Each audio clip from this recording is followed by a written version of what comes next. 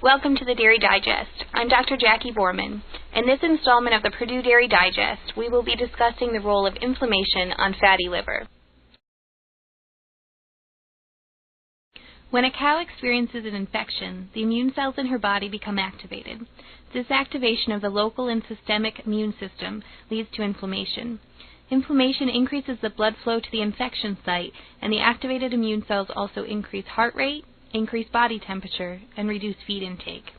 We may all know that a cow that gets one metabolic disease is more likely to get another, but have we ever stopped to think about why this is? Some of these metabolic diseases are fairly localized to one organ. For example, metritis occurring in the uterus or mastitis occurring in the mammary gland. Why would the prevalence of these diseases increase the likelihood of a cow getting another metabolic disease? Inflammation may be the answer to this question. Besides the immune system using glucose as an energy source, acute inflammation leads to fat accumulation and storage of that fat in the liver. We know that when the liver contains more stored fat, its ability to make glucose is impaired. Therefore, a cow with more fat in her liver is unable to make as much glucose, and she needs glucose to make lactose, and lactose is needed to make milk. Cows have to continuously make glucose in the liver.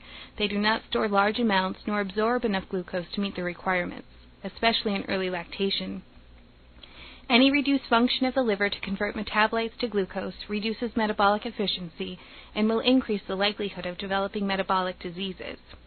There have been a number of dietary strategies implemented to reduce fat accumulation in the liver in hopes of reducing ketosis in fatty liver. These strategies work if they are able to reduce the amount of fat that reaches the liver or increases the clearance of that fat from the liver. This would reduce the accumulation of fat, and cows would have a higher circulating glucose concentration. A newer approach to control metabolic diseases has been inhibiting inflammation through the use of non-steroidal anti-inflammatory drugs, or NSAIDs. There are 5 broad subclasses of NSAIDs, and each has a different function and have been shown to have different levels of success in mitigating metabolic diseases. This area of research appears to be promising as we try to balance the need for the body's immune system to react to and control an infection, but not overreact and cause metabolic impairment.